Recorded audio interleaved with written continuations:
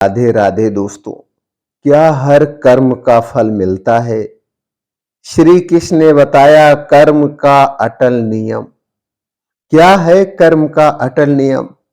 आज के वीडियो में हम जानेंगे श्री कृष्ण के शब्दों में। भागवत गीता में मिलता है उस नियम के बारे में आज के वीडियो में हम जानेंगे।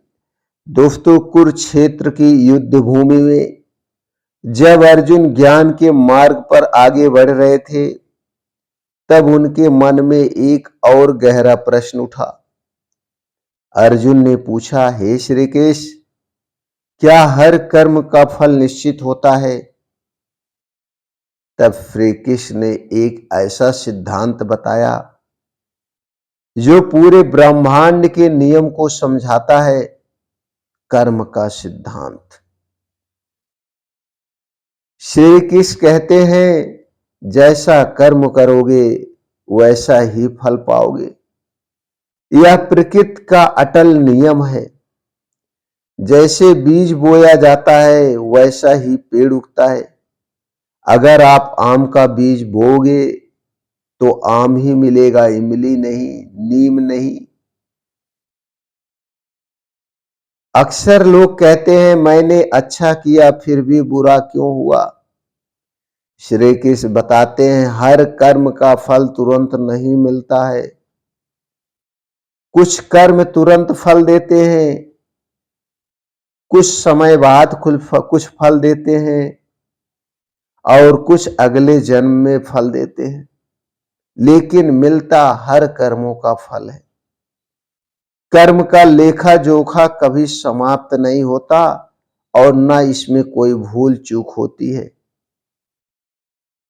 कर्म तीन प्रकार के होते हैं।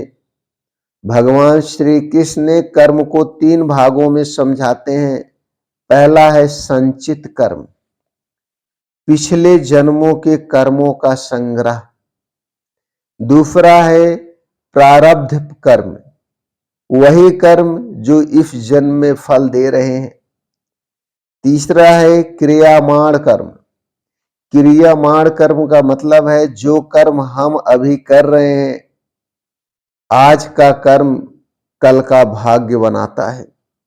ये तीन कर्म है। एक व्यक्ति ने रोज पेड़ लगाता था, एक व्यक्ति रोज एक पेड़ लगाता था।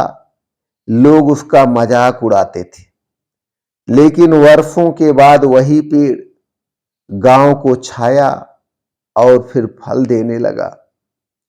कर्म कभी व्यर्थ नहीं जाता है।